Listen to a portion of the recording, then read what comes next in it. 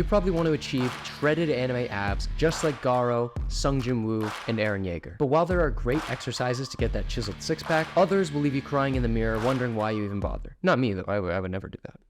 So in this video, I'm going to be ranking calisthenics ab exercises on a scale of worst to best, so you know exactly what ab exercises are worth your time, and possibly discover some great ones that you're missing from your workout. Now this first exercise, I see a lot of people claiming to be the best exercise for abs and obliques. And I see a lot of guys include this ab exercise in their own training. But honestly, I think this is a little overrated. If you haven't guessed it by now, I'm talking about Russian twists. Now, Russian twists aren't bad. They do work your abs quite a bit, and the twisting motion does help with the obliques. The problem is that the repeated twisting motion over and over is not that great for the lower spine. Added to the fact that you're doing these for a really long time in order to get fatigued, I don't see these as great for the obliques. And with bad form, you might be increasing your risk of a spinal injury, especially if you choose to add weight to the exercise. Hell, even good form, there is a little bit of risk there. For now, plopping these guys in the C tier. Now, the next exercise on this list I think is insanely popular, way more than the Russian twists. And it appears in a lot of animes. Take a guess on what these are before I say them. You see Goku do them, you see Sung Jin Woo do them, and you see Saitama do them all the damn time. But are these really as good as these guys make it out to be? I'm talking about the anime classic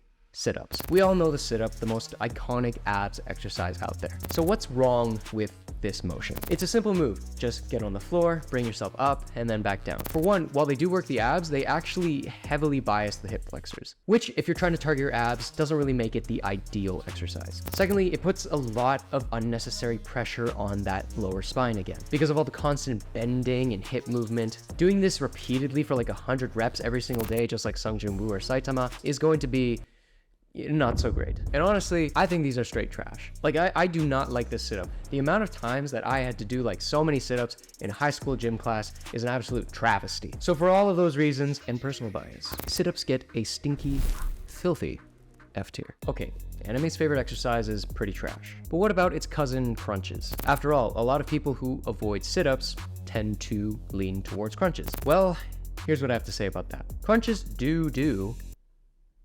Crunches are good for working the abs. Since you don't have to go all the way up, like sit-ups, you're not targeting the hip flexors as much. But I'm still not a fan of these. Again, these require to bend your spine over and over and over again. And on top of that, the constant flexion is always making your neck tense up a lot, which can be very uncomfortable and not so good for the neck. But probably the worst thing about crunches is that they're just boring. I mean, I'd be okay with the spine damage, the neck strain, but boring? Brother, ooh. That's where I draw the line. I cannot stand an exercise being boring. So again, these are trash. Not as trash as sit-ups though. Gonna put these in a less stinky D tier. Next up is an exercise that I think a lot of people sleep on, but it might be the next best thing you add to your workout. This is the ab rollout. I love these because they really feel good on the core. And if you don't have a wheel, you can do these with a simple office chair. What these are really good for is training the entire core, not just the six-pack part. They also train a muscle deep within your abs, the transverse abdominis, which if you start working these over and over again, it actually tightens up and makes your waist look smaller. But I think these get slept on a bit because they can be difficult. You need to engage a lot of muscles like your chest, your abs, your shoulders, everything in order to do these successfully. And most of the time, you're not just isolating the abs, you're also relying on those muscles that I just mentioned. Regardless, I still rank these pretty high because if you do these right, they're super good for your abs. So I'll roll these bad boys into A tier. Now, as you can see, there's a lot of really good exercises, but there are a healthy amount of trash exercises too. So if you guys want to know the best calisthenics exercises that you can do at home to get that anime physique, then you should definitely check out my calisthenics game plan, which is at the top link in the description. Moving on to the next exercise, we got another popular one, which a lot of people do. And you've probably seen people do these in those 5-minute burn belly fat workouts. And that's mountain climbers. Honestly, I don't find these that challenging for the abs. To me, these are less of an ab exercise and more just a cardio session. I mean, you'd have to do these for a really long time to make some significant ab gains. And even then, you'd probably run out of breath before you get to that point. Maybe I would put these in C tier because they're kind of fun, but yeah, I think I'll just put them in D tier for practicality's sake. Now, if we really wanted to target the abs, this next exercise is one of my favorites. This is the toes to bar. This exercise is actually pretty effective for getting those anime shredded abs because you're forcing your abs to contract super hard in order to get those toes to touch the bar. Plus, you're bringing your abs abs through a great range of motion because you're bringing your legs all the way up and all the way down. Honestly, I plop these into S tier if it weren't for these two reasons. For one, barrier to entry is a little bit tougher. If you don't have enough mobility in your legs, you're probably not going to be able to do this exercise properly. Which brings me to problem number 2. A lot of people, and myself, are not made of rubber and don't have that super flexible gymnast mobility. So we need to compensate by using our lats. And this could be a problem because if you don't have a strong back, then if your back gives out before your abs do, you're not giving your abs a good chance to grow to their potential. So while I do love the toes to bar, it does have its limitations. So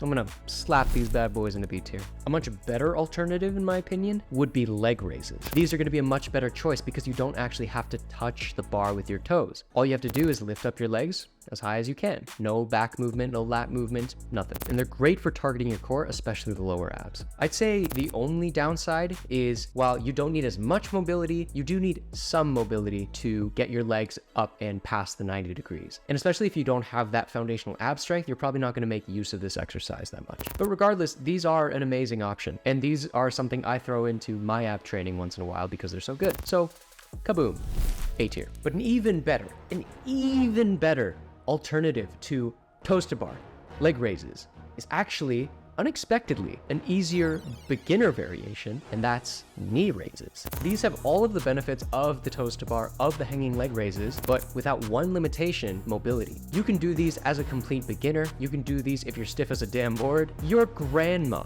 can probably do these. And despite being so beginner friendly, they're also still really good for the abs. And as you continue to get stronger, it's so easy to add weight because you can just hold a dumbbell in between your legs. So it targets the abs, beginner friendly, and it's easy to overload. I think these deserve a mighty fine, juicy, sexy S tier. Maybe some of you are agreeing with my opinions. Maybe some of you think I'm an absolute idiot who doesn't know what he's talking about. But whoever you are, just let me know in the comments who you think I am.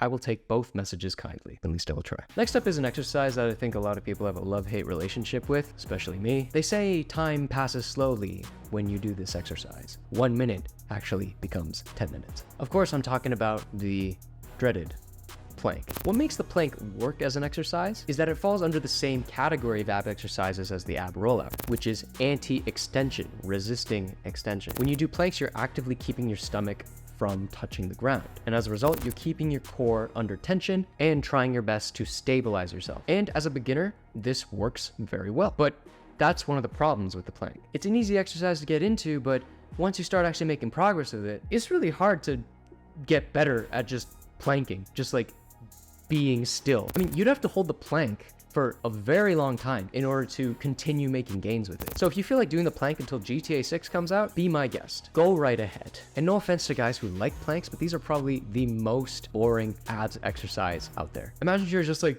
yeah, I'm gonna work on my abs. I'm gonna work on my rock hard shredded abs, brother. And then just going into a plank, just planking, like just holding yourself there, absolutely no movement, you're just on the floor. It's a mid-ass exercise. Put it in C tier. Okay, so planks are mid, but maybe you still want the benefit of those anti-extension exercises. Well, this next exercise is probably going to suit your fancy, and I don't think you guys done this before. And this exercise is called the long lever plank. That's right, you can make the plank so much less boring just by doing one little pro gamer move. Are you ready for this?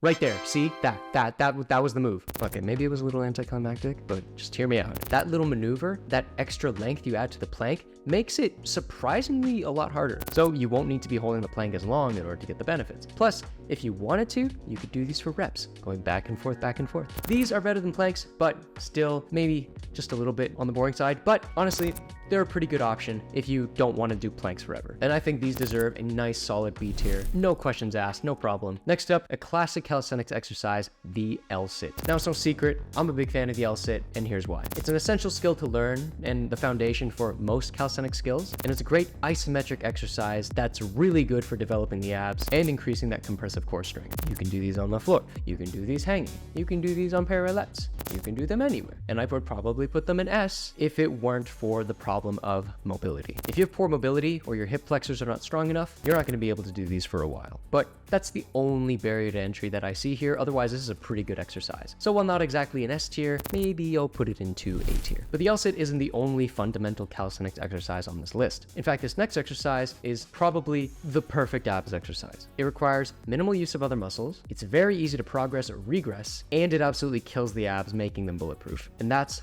hollow body holds. These make isolating the abs just super simple. As long as your lower back is touching that floor, you're working your abs. And by extending or retracting your arms and legs, you can make these easier or harder. I'm really trying to think, is there anything wrong with this exercise?